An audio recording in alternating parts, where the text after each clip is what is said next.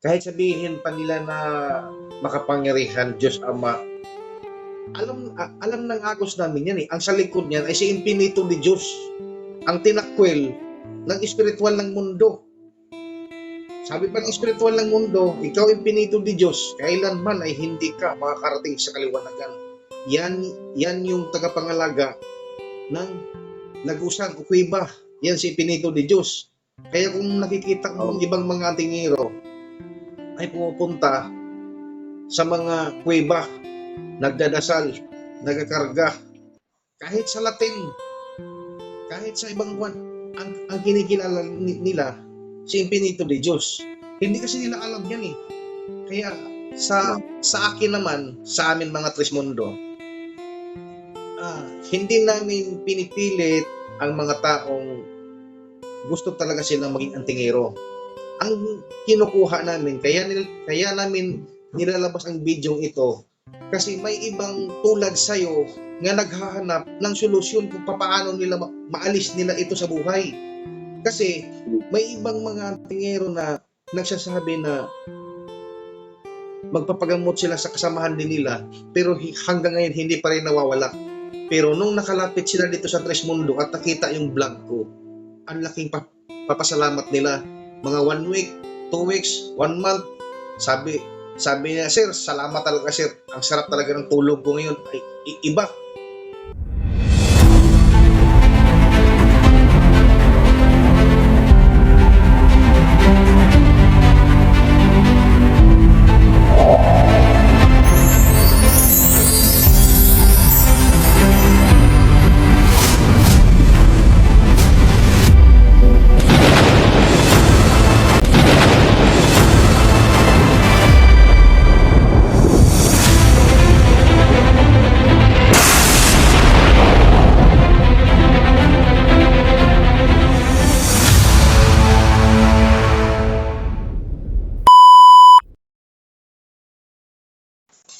Magandang tanghali. Ano ho yung may tutulong natin ngayon? Kung bakit naman, kapatid, so naisip ko rin na hindi maganda pala itong mga dinadala ko sa mga koleksyon pala. Mabigat sa akin. Mabigat talaga. Paano mo na... Sa akin mga kapatid, maraming koleksyon. Mahilig lang ako sa koleksyon. Para protection lang sa sarili ko. Unang-una, hindi naman ako manggagamot talaga. Pangalawa, mahilig din ako. Meron sa akin, sa tutusin, meron sa akin, mga trespi ko. Dala-dala ko araw-araw yan. So, sa akin naman, hinahanap ko naman yung talagang katotohanan, yung totoo talaga. So, nakita ko naman yung mga video mo. Sabi ko, naisip ko, sana, sabi ko, hindi ako magkamali ka ko. So, sabi ko, di ba, nung kapatid, nung nakaraan na week yata yun, gusto kong tumawag. Pauwi ako ng Isabela. So, ito naman sa akin talaga, palitan madami akong ganito. Halos koleksyon lahat ng mga ko na nakukuha ko, mga trespi ko, atardar, ang dami talaga. Mahilig lang ako, mahilig. Oo. So sa akin naman, hindi hindi ako mapakali. Gusto ko yung talagang katotohanan talaga. Maganda yan. So sana hindi ako magkamali. Hindi naman ako yung nangunguleksyon para magbenta. Hindi. Mas gusto ko ibibigay ko sa tao kung may nangangailangan. Yun ang talagang purpose ko. Pero ang mas maganda kasi alam mo na kung ano yung karanasan mo na mayroon kang ganyan. Ibig sabihin yan, kung ano yung nararamdaman sa sarili mo, huwag mo nang ipasa sa iba. Mas maganda na wala ka nang bigyan pang iba para wala nang maging hirapan. Oo, tama. Oo. Kasi kahit saan ang gulo mo tignan, kahit sabihin pa nila na makapangyarihan Diyos Ama, Alam ng Agos namin yan eh. Ang sa likod niyan ay si Infinito de Diyos. Ang tinakwil ng espiritual ng mundo.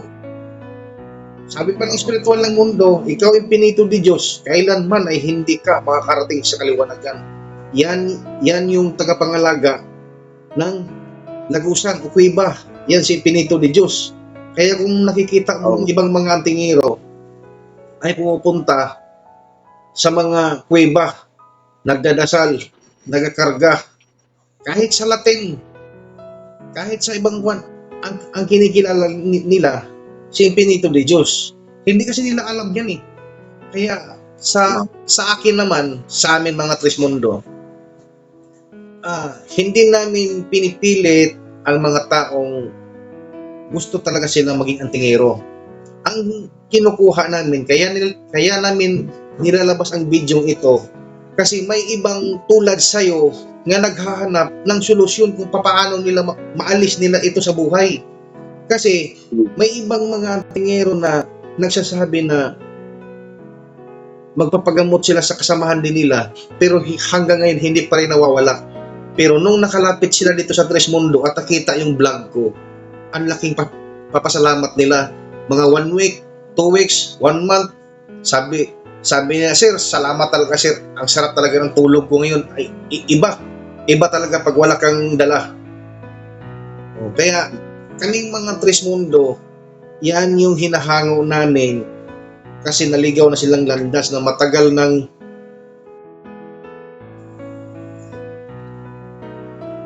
yan. Na matagal ng niluluko. Oo, tama. Sabi nila, Tama yun. ang kapangyarihan daw nito ay galing kay Hesukristo. Galing sa Diyos Ama na siyang naglikha sa sanlibutan. Paano makapaglikha ang Ama? Ay ang Ama ay nilikha lang yan ng espiritual ng mundo. Na siyang naglikha sa amang espiritual kay Moises, kay Hesukristo, at sa pangatlong isinugo ngayon na si Trismundo Tres Hilario. Yan si Trismundo Tres Hilario, yan yung ama na pinapangalanan na Trismundo Hilario. Kaya maraming nagtataka, sino ba daw yung Diyos? Walang Diyos sa Trismundo. Hindi namin kinikilala ang mga Diyos-Diyosan kasi ang Diyos na yan ay si Infinito de Diyos. Kasama namin si Moises, si Hesukristo, kasama namin yan. Pero kung sabihin na nila si Diyos, hindi namin yung kilala dahil ang Diyos na yan ay si Infinito de Diyos. Ngayon, sabi nila, ang kapangyarihan daw yan ay galing kay Hesukristo. Paano naging galing yan kay Hesukristo yung kapangyarihan na yan? Bakit si Hesukristo ba? Mayroong anting-anting? Mayroong agimat? Wala. Ano bang kinikilala nila? Ni Moises, anong kinikilala nila? Araw, hangin at ang tubig. Nakatingala sa itaas at hindi nakapikit ang mata. Si Hesukristo, anong kinikilala niya bilang isang tao? Araw, hangin at ang tubig. At nakatingala sa itaas at hindi nakadikit ang mata. Bakit? Ang dala ng dayuhan, nakaluhod, nagdadasal, nakapikit ang mata. Sabi pa nila, ang banal na kasulatan ay nasa libro. Paano naging banal ang isang libro na yan? Samantala sa ibang mga relihiyon ay dibatihan yan kung sino ang tama, sino ang mali. Ang libro na yan ay may bawas, may dagdag, at pinapaganda ang kwento ni Hesukristo na hindi naman totoo. Si Hesukristo, totoo yan. Pero ang pinakita nilang larawan ng mukha ni Hesukristo ay hindi totoo. Matagal na tayong niluluko dyan. So ngayon, kaya kaming mga Trismundo na yan, kaming mga Trismundo, hindi kami kilala sa mga Diyos-Diyosan. Yan kasi yung ginigiit nila sa mga antingero Kami daw ay hindi kumikilala kay Hesukristo. Anong hindi? Kumikilala kami kay Hesukristo. Kasi pinagpatuloy namin Trismundo ang hindi natapos sa dalawa. Ang sabi ng spiritual ng mundo, Hilario, ituloy mo ang misyon sa dalawa na hindi natapos. At ipamulat sa buong mundo ang totoong mensahe na binibigay ko sa iyo. At At ang mga dala ng dayuhan ay hindi tama. Kahit man na sabihin man nila na gawa kwento ang Trismundo Kulto, wala na kami pakialam yan. Ang ginagawa nila, brother, unang-una, ginagamit nila ang mga Diyos-Diyosan dahil magkaroon lang sila ng salapi. Mismo, Ganun lang.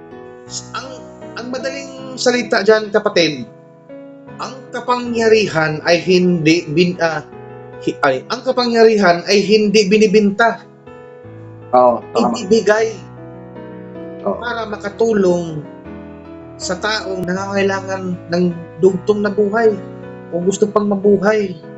Kaya ang Trismundo, hindi binibinta ang kapangyarihan namin, binibigay. Bakit sa kanila naku, ang mamahal pa yung mga presyo, magkano presyo ng mga medalyon, magkano presyo ng mga bao.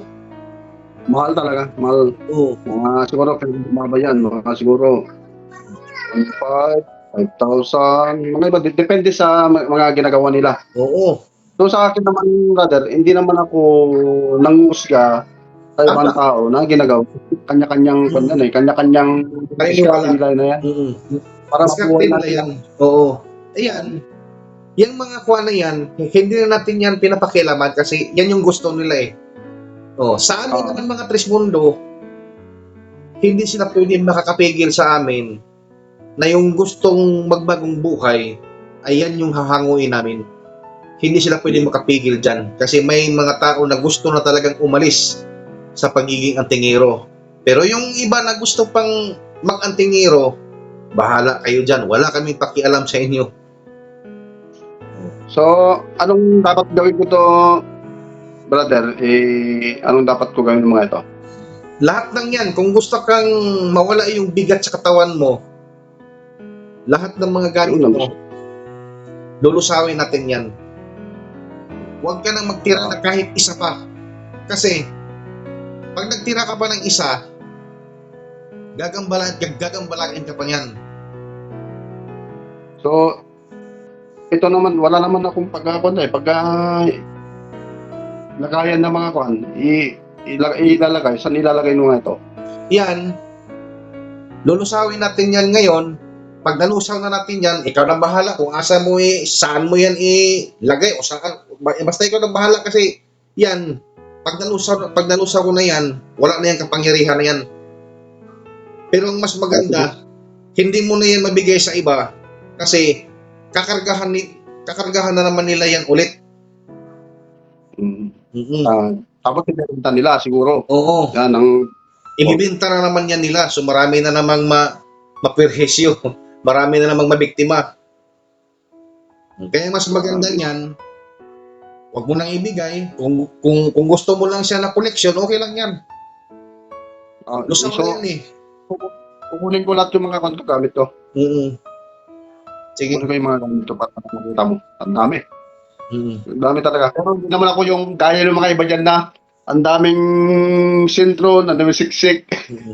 Ang ginagawa ko to, pag naisip ko na palitan sila kung anong isusuot ko. Pero hindi naman ako na mahilig yung mga nagbabanggit-banggit. Hindi ako mahilig. Hindi ako mahilig sa yung mga Latin-Latin di. Ang mga Latin yan, mayroon. Hindi mo lang binabasa. Yung mga Latin, wala sa isip ko, wala. Pero yung mga libro na koleksyon ko lang, meron. Mga libro. Mga koleksyon lang yung mga libro, meron. Dapat sana malusaw natin. Kailangan natin ilublob sa tubig. Tubig. Oo. So, sige, gawin ko na lang to para kung Lublob natin lahat yan. Tapos yung mga medalyon mo na yan, pag nalusot na natin yan, pwede mo na yan i-display. Para koleksyon. Ang plano ko sa mga kapatid, gawan ko ng parang aquarium. Pero hindi ko nagagamitin yan. Gagawa natin ng yan, lulusawin natin. Pag nalusaw na natin yan, ikaw na bahala niyan kung gawin mo siyang pang-collection, pang-design ng sa bahay mo para pang-display lang. Pero walang mga wala na ganun, wala na yung mga wala na yan. Lusaw na yan siya. Pero wag mong ibigay sa may mga antingero kasi kakarga ka na naman nila yan ulit. Magkakaroon na naman ng visa yan. Kasi ito kasi, kapatid, bigay lang sa akin talaga. Bigay talaga. So, ang ginagawa ko naman talaga ito, iniipon-ipon ko naman. Sabi kung wala yun akong pinadahan ko, medyo maganda, sabi ko, isuot ko ito. Pero, hindi naman ako mahilig ng mga, kung ano, mga dasal, yung mga sinabi nila, bawal, gano'n, bawal yung ganito, ganyan. Hindi ko kinuha na yun. Hindi ko sinunod yun. So, sa akin lang talaga, ang katotohanan ang gusto ko.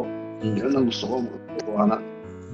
So, Sige. kapasin ko sa kuwan mo kasi mga masama. Sige, ito nang lulusawin na natin yan. So, nakita ko, Mm-mm. ano to, papatayin ko na o man pa? Ah, Papatayin ko lang. tuloy mo na, tapos kunin mo yung timba, lagyan mo ng tubig. Yung mga libro, yan, paglusaw ko na yan. Oo, ilublob na yun sa tubig. Kailangan hindi na yun magamit pa ng iba. Wait lang brother. Sige po.